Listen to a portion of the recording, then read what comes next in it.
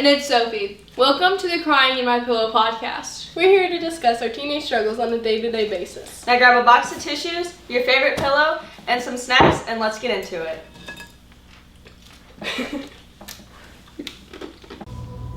Hello, welcome back to our podcast. Today we're going to be talking about peer pressure and kind of just what it looks like and ways to explain to other people what you're going through and how you don't know what to do in that situation. So there are a lot of different ways. There's a lot of different ways you can peer pressure someone, or someone can peer pressure you, and it may not look like it. And some ways can be like, as we were saying earlier, like there's inappropriate ways that. How would I explain that?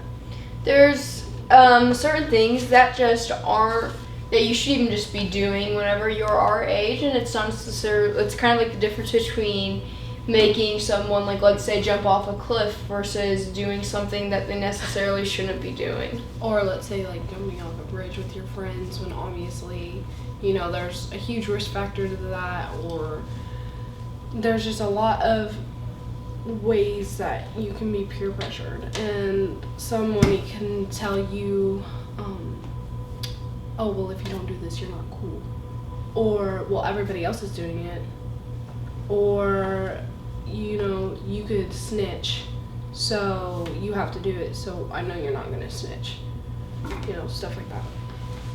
Like guilt tripping. Mm-hmm. Well, a lot of the times guilt trip you into doing it.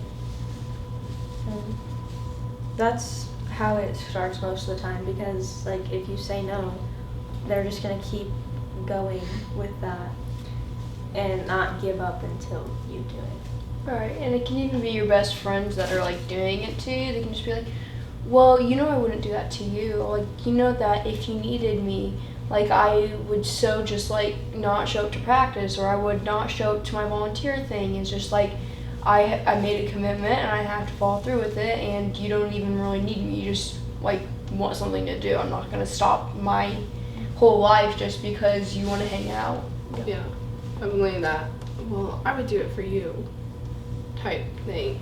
Okay, like that is a very common thing in the school. Like, but I did this for you.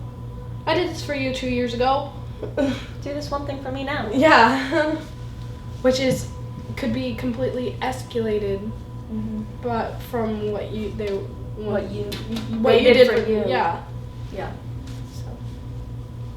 And sometimes also it can be a senior maybe doing it towards like a freshman, or upperclassman doing it to underclassmen, and then they're just gonna be like, I'm older than you.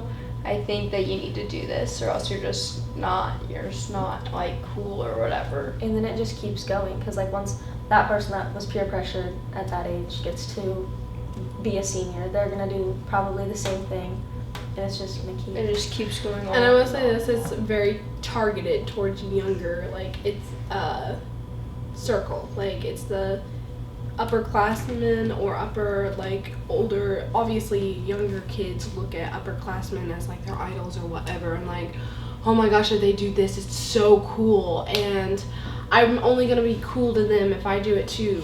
And so they, not even like somebody saying something to them, but they're like, they look at that person and they're like, well, they do this and they're super cool, so I'm gonna do this, and hopefully I look cool enough.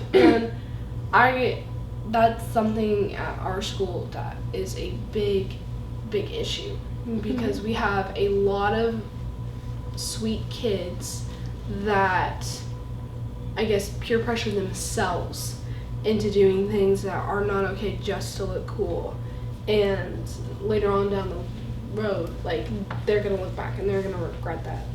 Yeah, and I've seen like a lot of times people who just necessarily be like, come on, do it, like do it, come on, do it, come on, do it, like do it, come on, why won't you do it? Don't do it and stuff.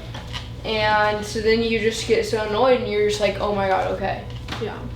Like if someone's trying to tell you to go sharpen a pencil for them and you're like, no, like go do it yourself. I'm doing my homework, and they're like, do it. Come on, please, please, please, heaven, please, please. Will you do it, please? And it also sucks too, like for people that already have a really, really hard time saying no. Like you gotta learn to say no. And I'm talking for myself. I am a pushover. I'm like a people pleaser. Yeah.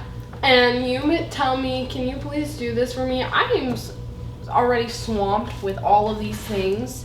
And then you're like, come up to me and you're like, can you please do this for me? Because I'm already having a really rough week and it would just help me out a lot. And I'm like, yes, I'll help you out. And then I just add more stress to myself.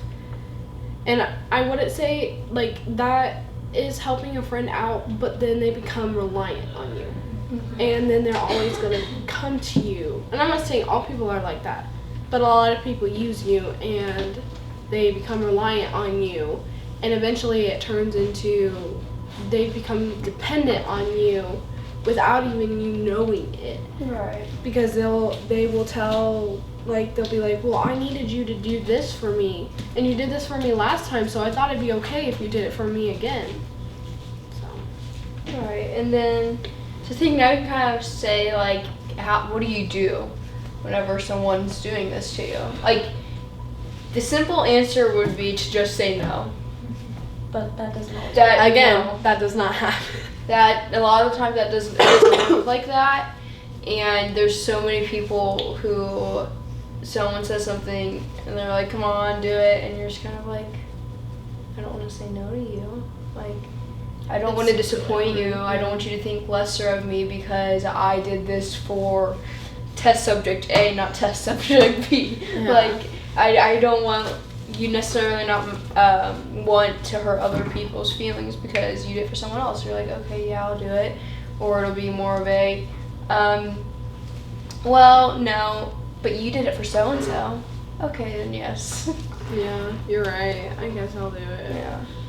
And like sometimes if you're like around people and they're doing something you just don't want to do, and you tell them, I don't want to do this, and like, why? They just keep asking you questions until you're like. Not only that, but it also makes you like kind of scared to do things for people when people, at least for me, if people do things nice for me, I always think I have to owe them. I always think like if somebody's doing something nice for me, like later on down the line, I owe them for something. Like I have to return what was given to me in some way, shape, or form. And so then it makes me nervous to even have somebody do anything for me. And I'm not saying all people are like that, but definitely I know people that are like that. Well, I did this for you. Why won't you do it for me? Right. And so I feel like the number one way that actually seems doable for you to do whenever you're being peer pressure is if you give into it that time. And if you do, that doesn't necessarily mean you're weak. That doesn't make you any less of a person because everybody like has conceived to peer pressure at some point in their life.